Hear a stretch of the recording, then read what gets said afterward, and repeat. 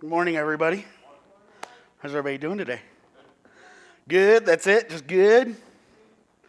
I don't know about you, but I'm feeling great this morning. I'm ready to worship some more.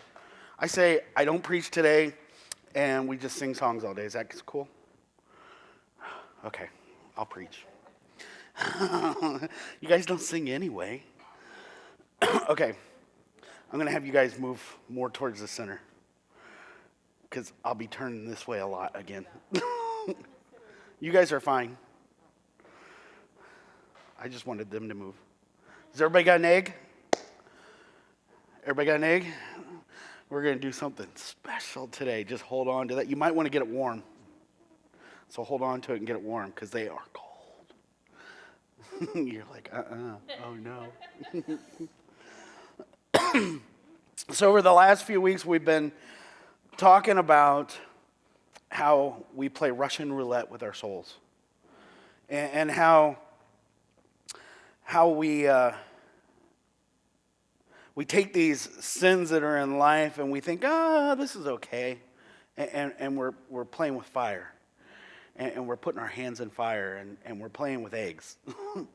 And I've used the illustration of eggs for the past couple of weeks because I want to get the importance across that if you keep playing with fire, at the end you're going to have egg on your face.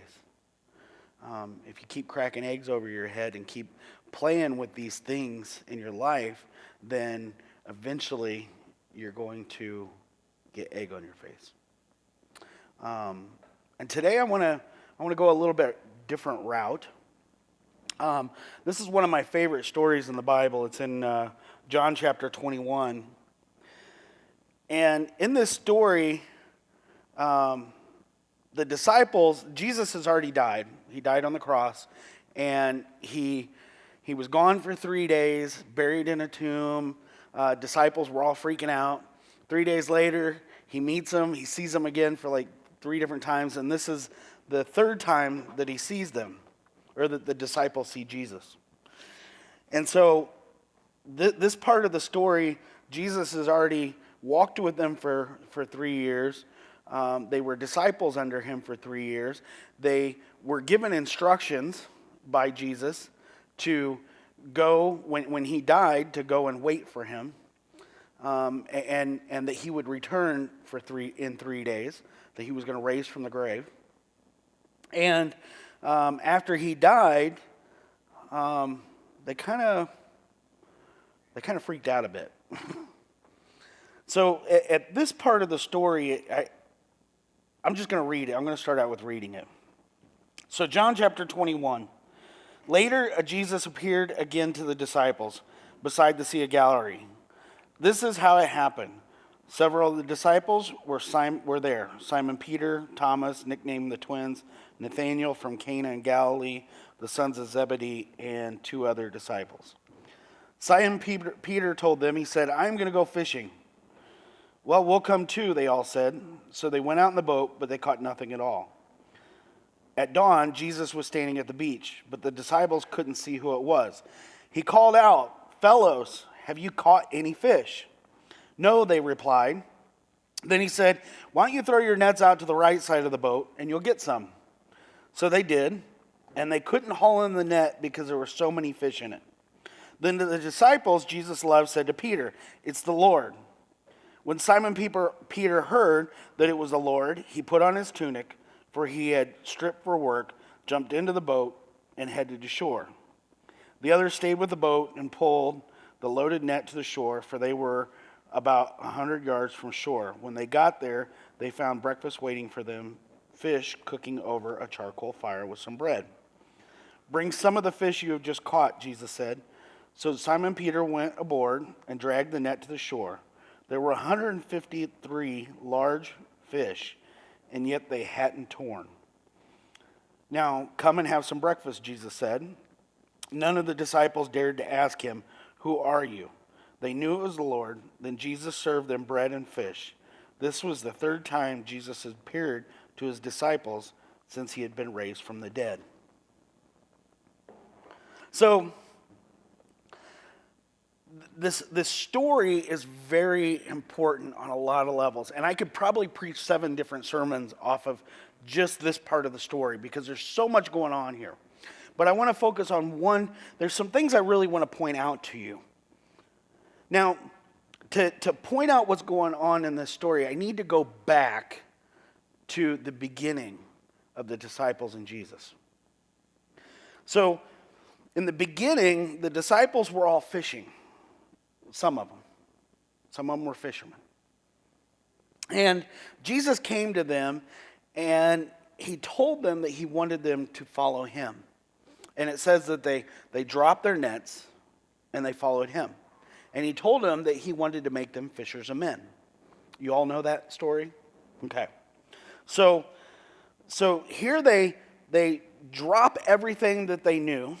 They dropped the fishing, they dropped their families, they packed everything up, and they followed Jesus.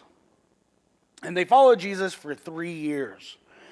And for 3 years, they walked with Jesus. They talked with Jesus. They were a part of Jesus. They saw miracles, and they saw amazing feats, and they saw crazy things happen. They saw 5,000 men get fed with loaves and fishes, and it was multiplied. And what a lot of people don't realize is the Bible says 5,000 men. It says nothing about the women and children. I mean, the estimates could be over 20,000 people were fed off 5 loaves and 2 little fish. I mean, can you fathom that? And here the disciples, they literally, I mean, I'm amazed by thinking about it. By reading the stories, I'm amazed. But could you imagine being there and actually seeing it? And being a part of that? Seeing Lazarus, you know he dead. The guy was stinking. He'd been dead for days.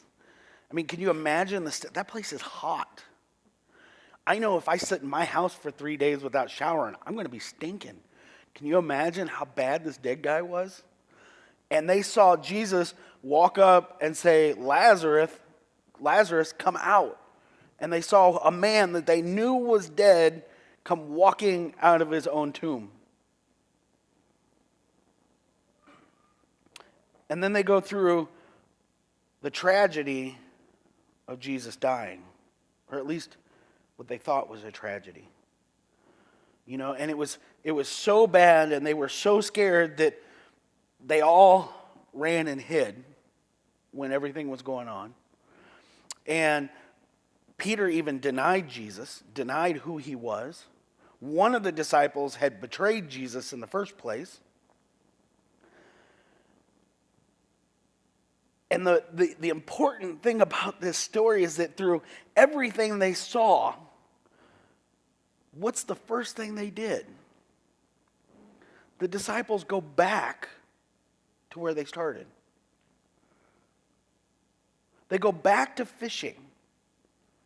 Now, I don't know about you, but if God calls me and he says, hey, I want you to drop your nets and I want you to follow me. And I go, okay, and I walk with him for 3 years and I see these miracles, and he tells me that I'm going to be the rock that he builds the church upon, and he wants me to go out and spread the good news about him and spread the news that he died on the cross and he rose from the grave and that he's the salvation for sin. I don't think I could go back to what I was before I met him, right? But here the disciples did just that. And I started thinking about this story, and you know, I got to tell you, there's a lot of days where I think, man, it would just be so much easier if I just went back into construction and just did construction full time. No more church. I just attend church. I can love God in church. I don't have to be a pastor, right? I mean, I don't even have to go to church to love God. I listen to sermons all day long anyway. But life would be so much easier if I could just go back to church.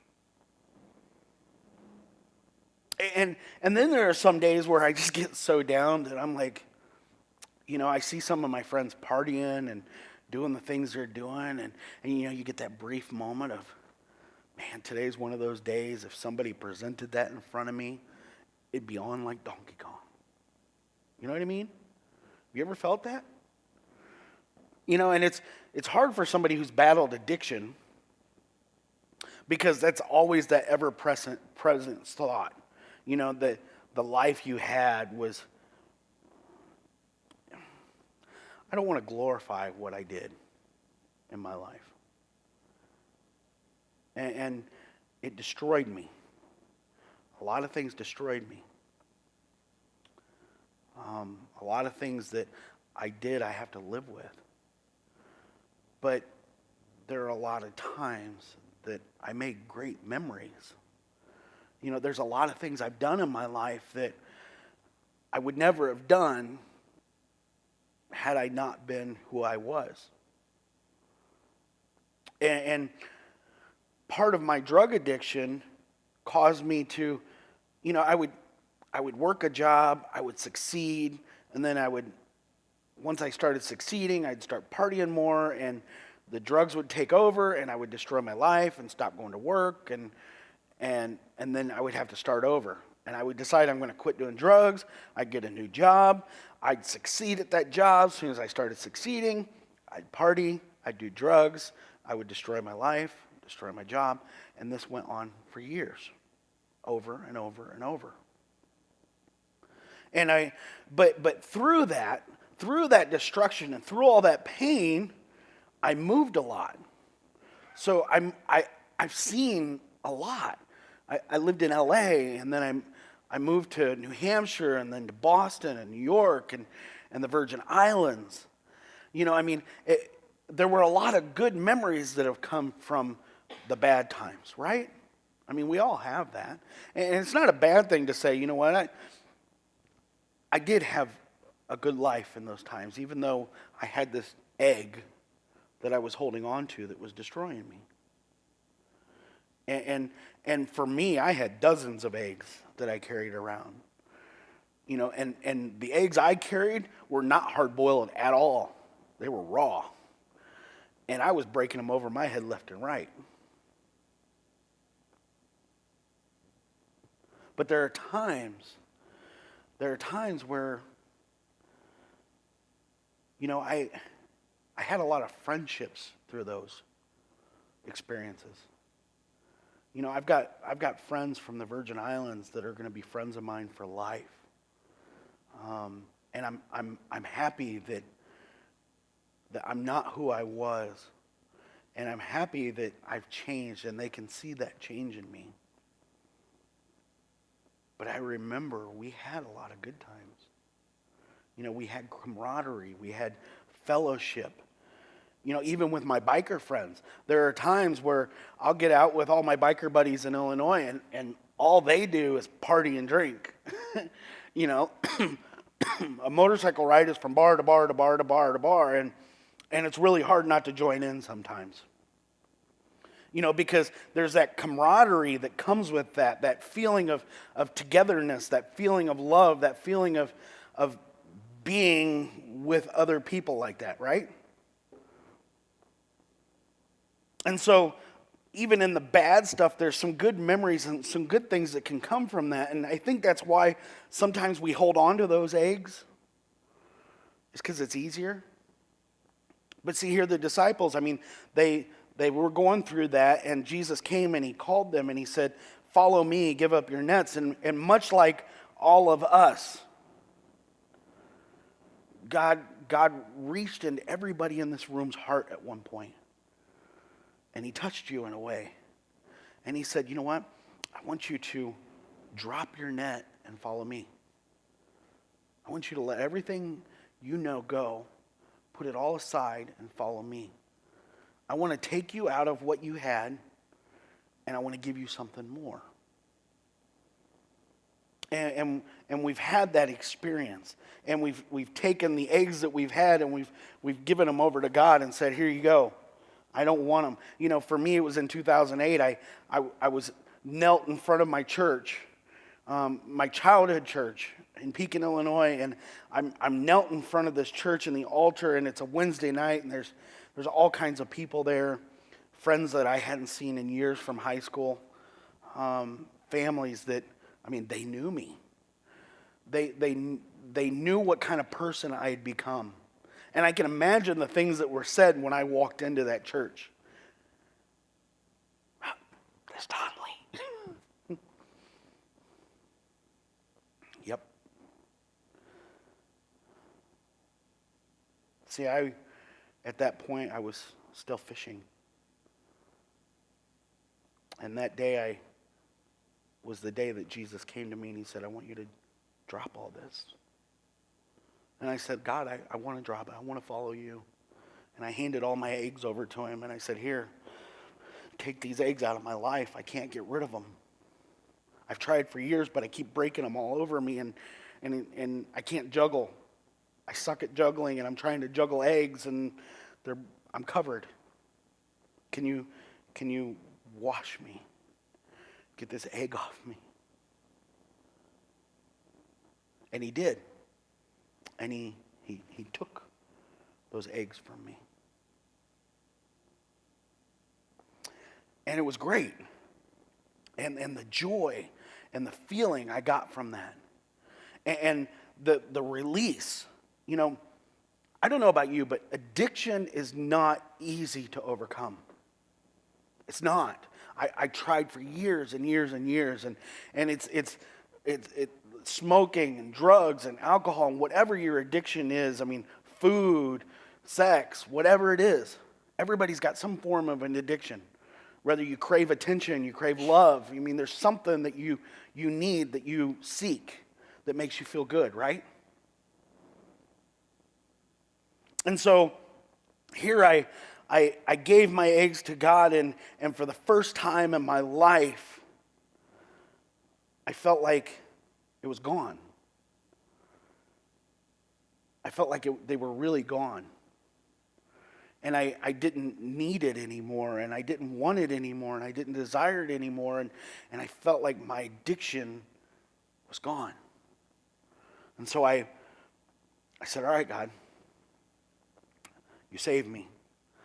You fixed my life with my family. I mean, I wish I could explain to you.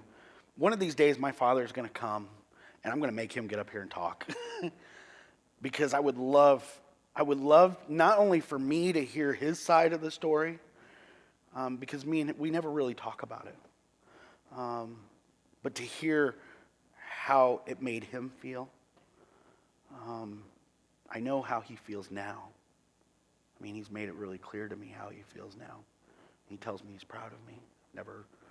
That's a huge thing for me.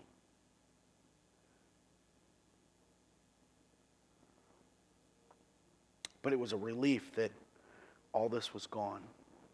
And I said, God, all right, since you did all this, you fixed my family, you fixed everything in my life, I'm going to leave those eggs, I'm going to leave this life, and I'm going to follow you. Whatever it is you want me to do. I've got the clothes on my back, let's go. And I mean, I literally, I gave away almost everything I had. I had a pastor buddy, his TV went down. I gave him the TV my parents gave me for Christmas because I felt like that was material possessions were things I didn't need anymore. God, was I stupid. But I gave all this stuff away. And I walked away from that life and I started following Jesus. And it led me to 2 different colleges, and I found myself in positions where there were things that I still craved, things I still wanted. And Jesus had saved me. I'd been walking with him. But yet all of a sudden, I wanted this egg. You know, I was 35 years old. I was single. I wanted so bad for somebody to love me and somebody to be in my life. And here it was, my first year in college. in Colorado, and I met this girl, and we started dating, and one thing led to another, and we ended up having sex. And for me, it wasn't a big deal. I mean, I'm a new Christian. I didn't understand, you know? I really didn't understand the whole no sex before marriage thing. I really didn't know it. I mean, all my life, it was kind of a, you don't go clothes shopping without trying on the clothes, right? I mean, if you go to the grocery store, you don't buy the cheese unless they got the cheese tray out and you can taste it first. Well, they don't do that here, but they do it back home. So my life was about try it before you buy it. And I also equated love with this. For me, I'm a physical person. And one of my love languages is touch. It's physical touch. And that's how I feel loved, and how I give love is I'm touch. And so for me, this was something that was new to me. It was something foreign and something different. And God started talking to me, and he was like, I want you to take this out of your life. If you're going to be a pastor and you're going to follow me, then I don't care if you have a relationship. I don't care if you love somebody, but I want you to take the sex out of it. And he started showing me what that was doing to me. And he said, if you can take this out, I'll be able to bless you. And so I made that decision, and I talked to her, and we set boundaries, and I mean, our boundaries got strict. We weren't going to be alone together. You can't come in my house. I can't come in your house. Definitely can't come in the bedrooms. We weren't going to go parking in a car anymore. If we were together, other people were with us. I mean, we made these huge boundaries. And it ended up destroying our relationship because we had went there. And it got to a point to where without the physical contact, we felt like the other didn't love us. You know that feeling? And I felt like, she was always like, well, you don't touch me anymore. You don't want to kiss me anymore. And you just don't love me. And I'm like, well, I do love you. I do want to be with you. I feel wrong by what we're doing. I feel guilty by what we're doing. And I picked up an egg that I had left on the altar years ago.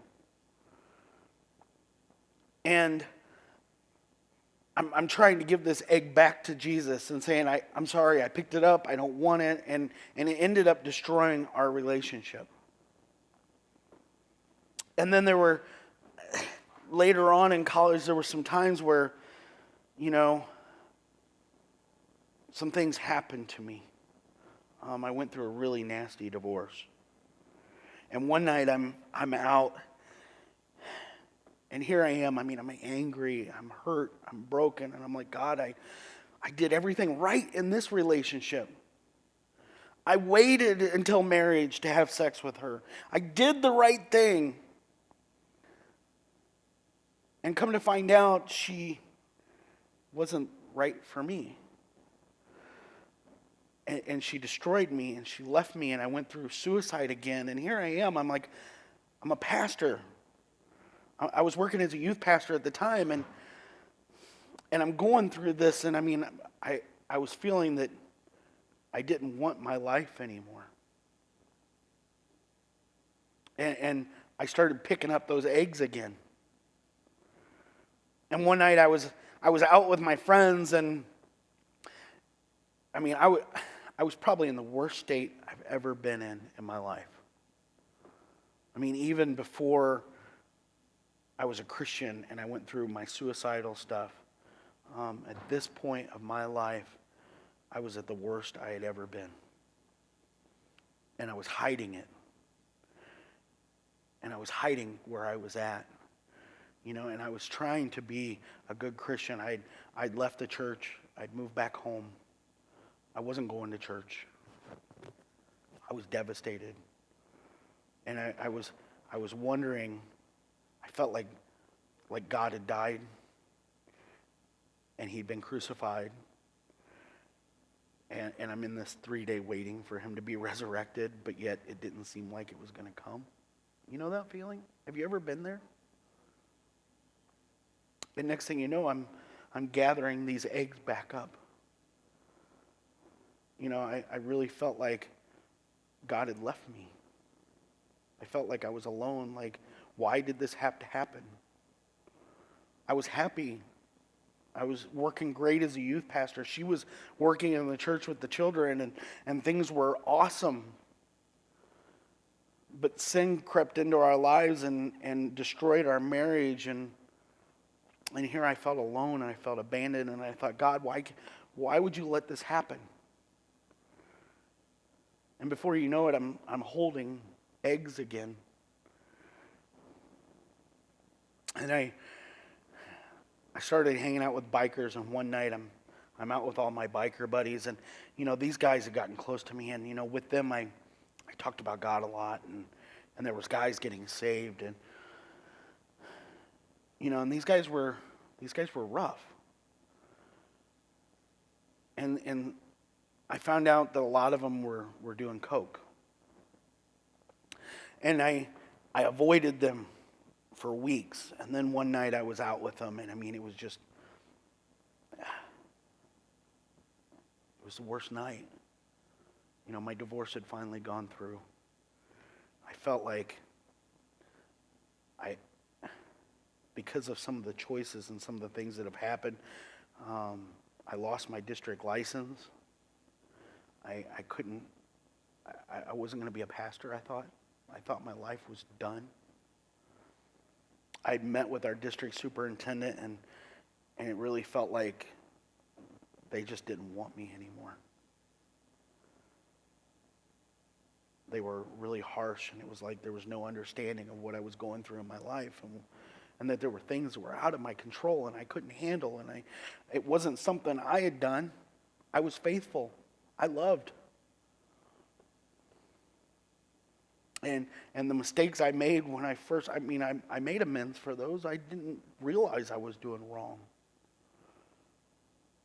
But I felt like I couldn't be a pastor anymore. I felt like all hope was gone. I started failing in school. I went from a 3.8 student to I graduated with a 2.6 because my last year of school, I just lost it. I couldn't study. I couldn't do my work. I couldn't do anything. And here I am out with these guys, and I go to the bathroom, and one of the guys is putting a line of coke out. And he looks at me and he says, "Oh, I'm sorry, Chris. I didn't know you would be coming in here." And at that point, I should have said, "It's okay, no problem, see you later," walked out. Instead, I looked at him and said, "You know what? That's exactly what I need." And I reached down and I picked up that egg.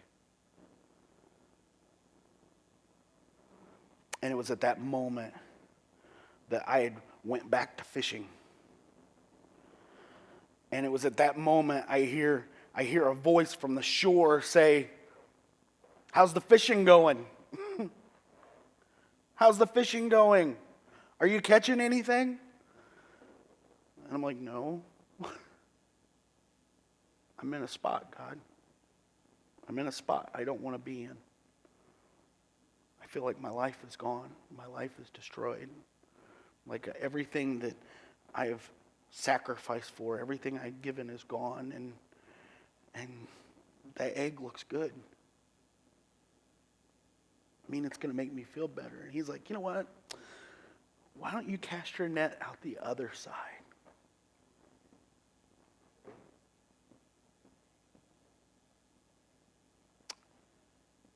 And I went out the bar, and I got on my bike, and I went home. And I started going to church again. And I gave that egg back to God, and I said, "I'm sorry. I didn't want to go there. But I say all this because not only do I want to be real, and I want you to understand that you're not alone. A lot of pastors seem like they're up on the pedestal and that they're better, and they're not. And every pastor knows that we've all got issues. We've all got struggles. We all got problems that we deal with. And some of us have this struggle where we've got the eggs sitting there and we're going, I really enjoy fishing.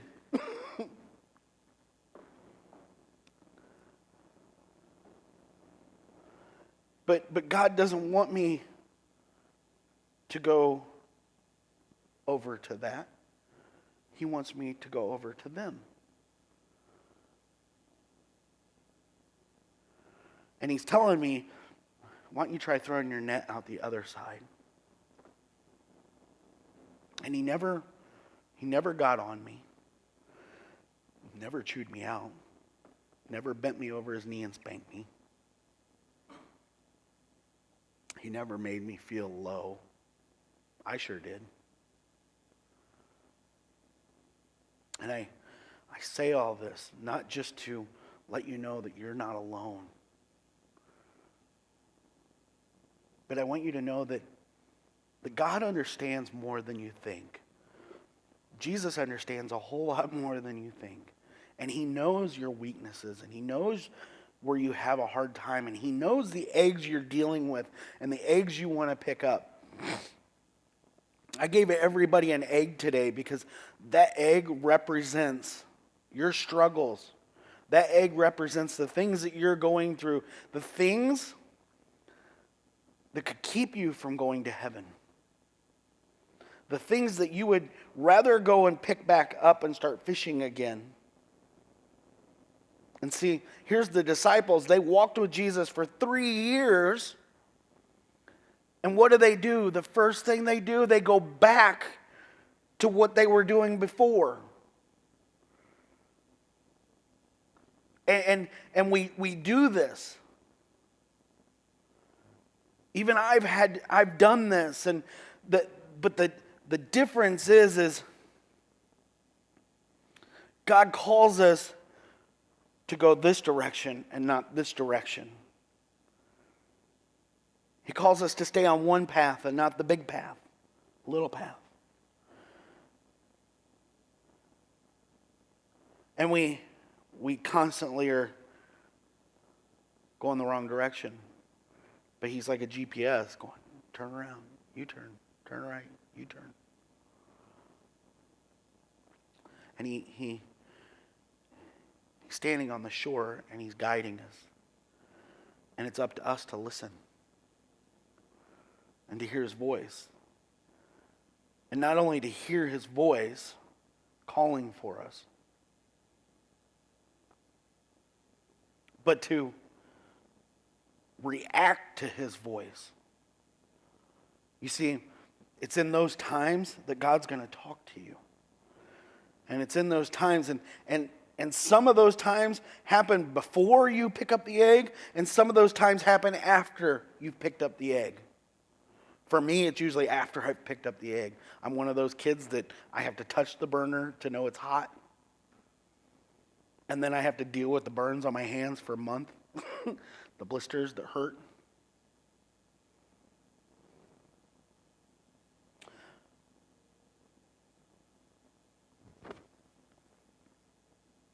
There's something I want you to notice, though.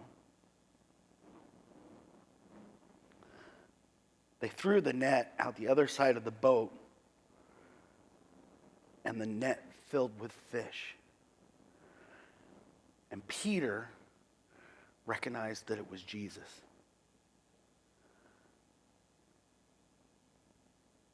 And he gets naked. He takes off his fishing stuff. And he jumps in the water. He doesn't even think about it. And it says that they were only about 100 yards away.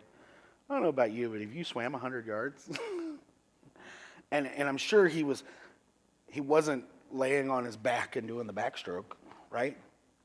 It was probably full out swimming. He was excited. And he basically ran back to Jesus. And see, that's the key. When we get to these spots where we're starting to collect eggs again, and God starts talking to you, and he says, hey, you know what? Why are you picking that egg up again? Why don't you throw your net out the other side? And you may not even know that's Jesus talking to you. You just hear this voice in your head. It might be my conscience. But it's directing you and it's saying, you know what? Why don't you throw that stuff out? Why don't you not hang out with those people anymore? If those people cause you to stumble, why are you with them? Why aren't you with people that lift you up, that bring you to a place that you're better than you were before? And see, what Peter does is he strips himself of all of it, and he leaves it in the boat. He leaves it where it was, and he exits stage right? And he swims back to shore, and he runs up to Jesus and gives him a hug. I don't know about you. It seems weird. The man's naked and running up to Jesus, give him a hug. But God's cool with that. He made us, right? Sorry, I had to try to break the seriousness of the sermon. I don't know what eggs you're dealing with in your life. Some of you I do, some of you I don't. And I don't want you to think that I write my sermons directed just for you. It's easy when there's not as many people. If there were 1,000 people here, it's kind of hard for me to direct the sermon to one person. But I'm not writing my sermons for anybody particular. If God is speaking to you, though, he's got something to say to you. And he's saying it to you today. And he's telling you, if you're going to fish my way. You know, he told me, I want you to deal with bikers. I want you to deal with these people, the broken and the hurt, the drug addicts, the alcoholics. But I don't want you to partake in everything they do. Throw your net out this side. And there's a lot of days where the eggs look good. But the reality is what Christ is offering me is a whole lot better and more fulfilling. You see, the disciples didn't catch anything. They went back. These guys were professional fishermen. They knew everything about fishing there was. But yet, they couldn't catch a fish. Jesus had called them to be fishers of men, not fishers of fish. So when he told them where to fish, what happened? They filled their nets. And that's the cool thing about it is the Bible is specific. It says 153 fish. Now, there's a couple importances to that number that a lot of people don't. You know, a lot of people are just like, oh, that's a lot of fish, right? But you see, at that point, there were only 153 known species of fish. 153 known species. So here's you got fishermen who knew this. They knew all the fish because they fished them. And God is saying that he gave them all of them. I mean, you catch that? That he wants them to, you're not just fishing for one fish, you're fishing for all of it. I want you to go out and if you're a fisher for men, I want you to fish for all the men. You see, these guys were Jewish. They weren't Gentiles. Gentiles were anybody other than Jews. It was like one word for all of them. Now we have Muslim and Buddhist and atheist. They just called them Gentiles. And he wanted them to go out and fish for every type of man there was. But there's another even more important to this number. You see, in the Greek, every word, or actually in the Hebrew, sorry, every word had a numerical value. So you could either speak and either read it in numbers, because numbers had meanings for words, or words had meanings for numbers. And the number was it 153? The number 153 stood for two different things. There were two words that the numerical value was 153. One word was the Passover. And we talked about the Passover last week, what the Passover was, right? And there was importance to that. Jesus had them catch 153 fish.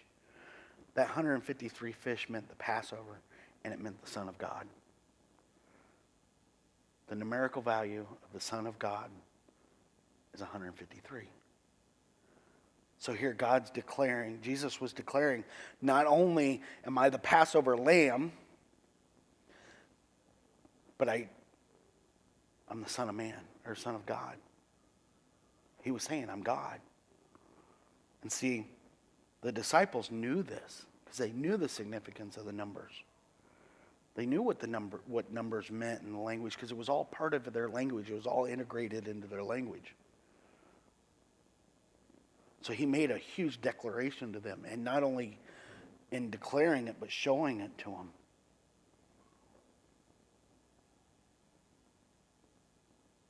You see, there are going to be times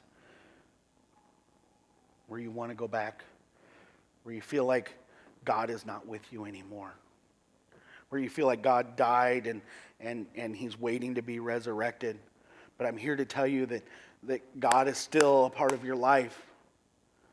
God is still there. And you gotta put those, don't pick them up. Stay away from them. God's got them, leave them there. He wants you to fish out the other side of the net. He wants more for you. He wants something different for you.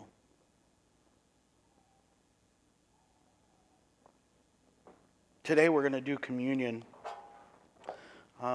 during the last, after I close and during the last song, I'm going to break the bread and have you guys come up and do communion. But I want you to understand, you see, Jesus came and he lived on this earth, and he ministered for 3 years, and he did all this to show people. He wanted people to realize that he is the Son of God. He is the Son. He is God. And he wanted people to understand the purpose of why he came. And I gave everybody an egg today. And can I have somebody's egg?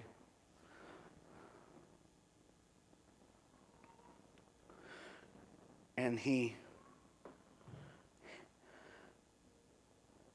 took our eggs.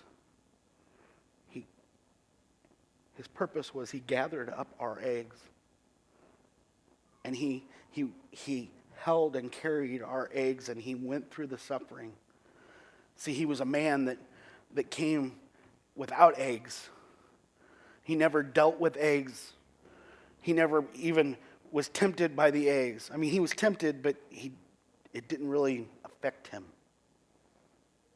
He lived a perfect life, an egg-free life. And he went around and he gathered all the eggs from everybody. And he took their sin. He took your sin. He took your sin. He took those eggs that you've been dealing with. And he suffered the punishment. So now that he went and he was beaten and he died on the cross for you. And on that cross, he took everybody's eggs and he broke them all over him. And he took the egg on his face. And he suffered your sins. And he died with your sins as a sinner. He had the humiliation of having to deal with your egg that should be on your face. The crap that you keep picking up. He died for you, and he died with the egg on his face.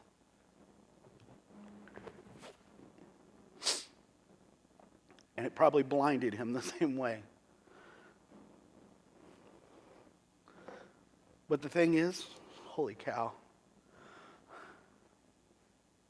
in his death,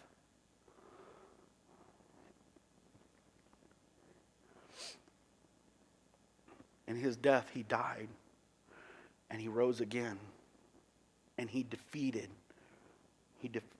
Satan. He defeated hell, and he paid the price that every one of us in here should have to pay. And all he asks is that you lay your eggs down at his feet and you don't pick them back up and you follow him.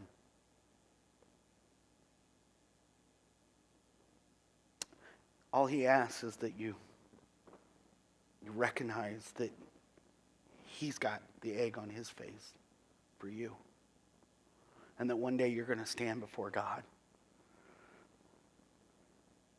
And there's going to be two different types of people standing before God. People who are covered like this, who have egg running everywhere. Or there's going to be people who Jesus is standing in front of them with the egg on him. And he's cleaned you. And the only way this is going to happen is if you don't pick the eggs up. If you cast your nets out the other side of the boat and you follow him.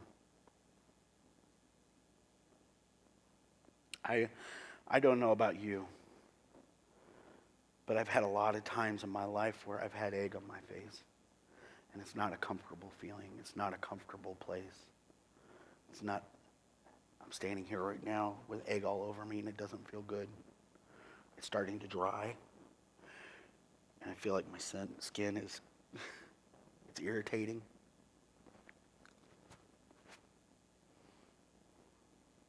I don't know exactly what you're dealing with. But if you're carrying eggs around today, if there are eggs that you have in your life, today during the last song when we do communion, before you do communion, come up and lay your egg on the altar. Leave it here. Either that or when you leave today, carry your egg with you. Go ahead. Go back to fishing. Maybe next week bring your egg in. But who knows what's going to happen this week. I don't want to be a fire and brimstone kind of guy. But the reality is, we don't know when our time is up. I don't know if tomorrow I'm going to be here. I may hit a deer on my bike, which is a high probability. I hit a turtle the other day and I thought I was going to die.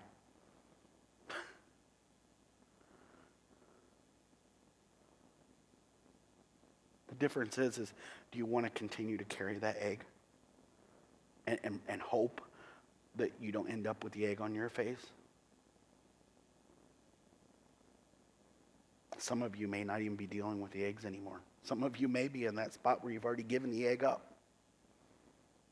But I know there are some of you in this room that are dealing with eggs right now. And there's no better time than to lay it all out with God right now. He wants you to fish out the other side of the net. He wants you to remember what it was like to walk with him. He wants you to remember that his body was broken and beaten for you. He was sacrificed for you. He wants you to remember that his blood was shed for you. And it is this blood that was shed for you that covers your sins, just like the Passover lamb. That's why the Passover is so important, is that every firstborn that didn't have the blood of the lamb on the doorway was supposed to die.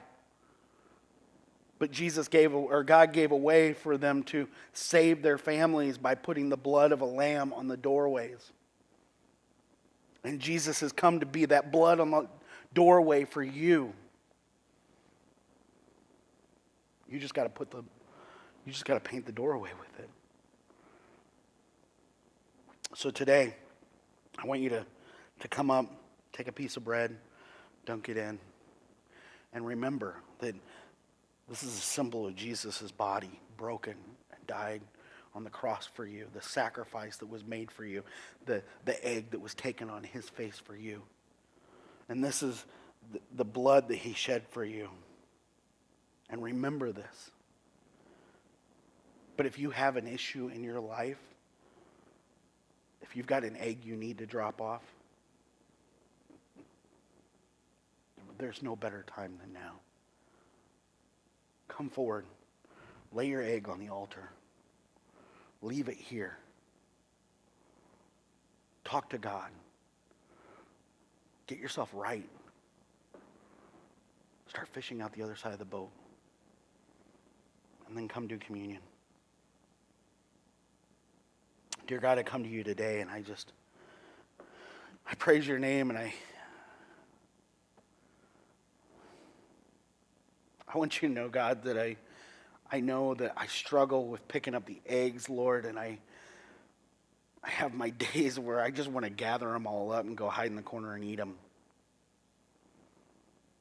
And Lord, I pray that you give not only me the strength to keep fishing out the right side of the boat, but you give everybody in this room the strength to know that they don't need those eggs anymore, that they don't even have to play with the eggs, that they don't even have to take the chance that one of them is going to send them to a place that they will be eternally without you, Lord. Lord, I pray that there are some people in this room that just need the chains broken. They need the eggs gone, Lord. And I pray that you be with them during this last song, Lord, and that you touch them. And that they're able to come up here and just lay their eggs at this altar and just leave their eggs up here and leave them with you. And that they don't pick them back up, Lord. And not only that they see the joy of what comes and the amount of fish that they're going to catch because they decided to throw out the other side of the boat, Lord. Be with us today, Lord, and I also want to bless the food that was brought today, Lord, and be with it and be with us, and thank you for the community that you bring in this church, Lord. In your name I pray. Amen.